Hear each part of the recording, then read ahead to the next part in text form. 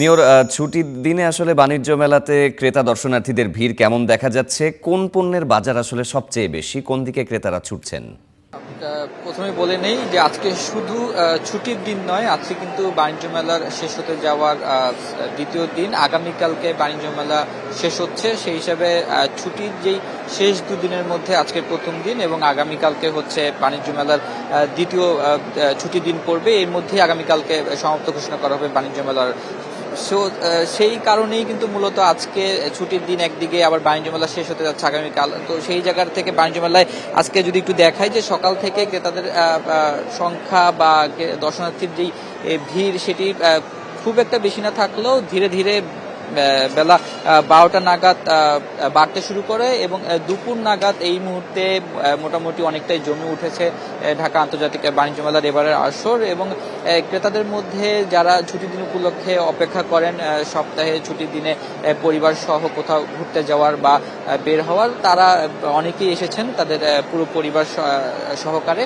এবং বাণিজ্য মেলার যে স্টলগুলো রয়েছে তার প্রতিটি স্টলেই তারা এখানে ঘুরে দেখছেন। বিশেষ করে প্রতিটি স্টলেই বাণিজ্য মেলা শেষ হওয়ার উপলক্ষে বিশেষ ছাড় দেওয়া হয়েছে, যে কারণে আমরা দেখেছি স্টলগুলোতে ক্রেতারা তাদের অনেকের হচ্ছে ঘর সাজানোর জিনিসপত্র যাদের হচ্ছে বেশি আকর্ষণ করছে, সেই জিনিসপত্র তারা যখন একটু ভালো ছাড়ে পাচ্ছেন কোনো পরিচিত শোরুম থেকে বা পরিচিত কোনো দোকান থেকে, তারা সেই পণ্যগুলো বেশি কিনছেন। এছাড়া আমরা দেখেছি যে পোশাকের দোকানগুলো রয়েছে নারীদের বা অন্যান্য দর্শনার্থীদের পছন্দের, সেই পোশাকগুলো তারা বিভিন্ন ছাড় দেওয়ার কারণে অনেকেই সেখান থেকে তারা কেনাকাটা করছেন। এছাড়া খাবারের দোকান বা অন্যান্য দোকানগুলোতেও দর্শনার্থীরা ঘুরে দেখছেন।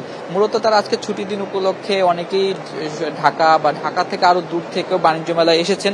তো তারা একটু সময় নিয়ে আসার কারণেই দুপুর নাগাদ এই বাণিজ্য মেলায় প্রবেশ করেছেন এবং তারা বলছেন যে মোটামুটি বাণিজ্য মেলা যখন শেষ হয়ে যাবে, আজকে রাত 9টা পর্যন্ত চলবে এবং আগামীকালকে রাত 9টা বাজে শেষ হয়ে যাবে। তো সেই কারণে আজকে একটু সময় নিয়ে তারা পুরো বাণিজ্য মেলা ঘুরে দেখবেন এবং বিশেষ অফার কোন কোন পণ্যে রয়েছে বা সেই উদ্দেশ্যেই মূলত অনেকে অপেক্ষা করে থাকেন বাণিজ্য মেলা শেষের দিকে আসলে পণ্য ছাড় দেওয়া হয়, সেই ছাড়ে পণ্য কেনার জন্য অনেক নিশ্চয়ই শেষের দিকে আসলে বাণিজ্য মেলা আরো জমে উঠবে, এটাই প্রত্যাশা।